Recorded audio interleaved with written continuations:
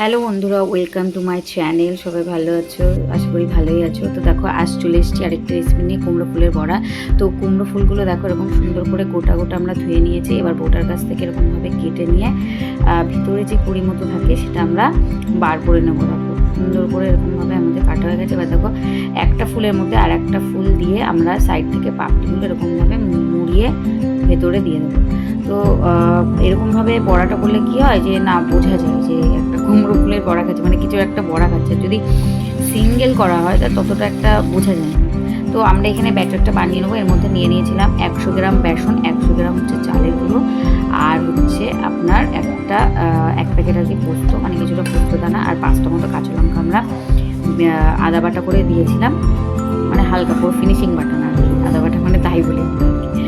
আর হচ্ছে হলুদ, স্বাদ মতো নুন, চিনি, আর 1 চিমটে খাবার সোডা। তো এই ব্যাটারটাকে আমরা এবার সুন্দর করে ভালো করে মাখিয়ে নেবো যাতে ডেলা না পেকে যায়।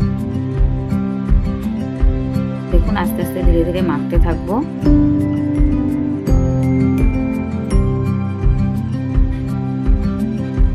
এবার দেখুন আমরা ব্যাটারটা মাখিয়েছি, একদম পাতলাও না আবার একদম গাঢ়ও না। এবার আমাদের কড়াইতে তেল গরম করতে দিয়ে দিয়েছি, তেল গরম হয়ে গেছে। এবার ব্যাটারটা আমরা কুমড়ো ফুলে এপিট ওপিট করে ভালো করে লাগিয়ে ভেজে নেব। দেখুন এইটা কিন্তু একটা সিঙ্গেল ছিল, কারণ আমাদের বাড়িতে লোক বেশি ছিল আর ফুলটা কম পেয়েছিল বাজারে, তো এই জন্য আমাদের কয়েকটা এরকম করতে হয়েছিল। দেখুন আমরা এপিট ওপিট করে লাল লাল করে ভেজে নেব। এই যে আমাদের হয়ে গেছে এপিট ওপিট করে ভাজা। বাদ বাকিগুলো আমরা এরকমভাবেই ভেজে নেবো।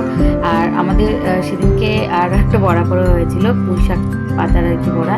তো পাতার মাঝখানে আমাদের একটা শীট থাকে, জানেন তো, শীটটা ফেলে একইভাবেই ব্যাটারটা এপিট ওপিট করে লাগিয়ে আমরা আর কি ভেজে নেবো।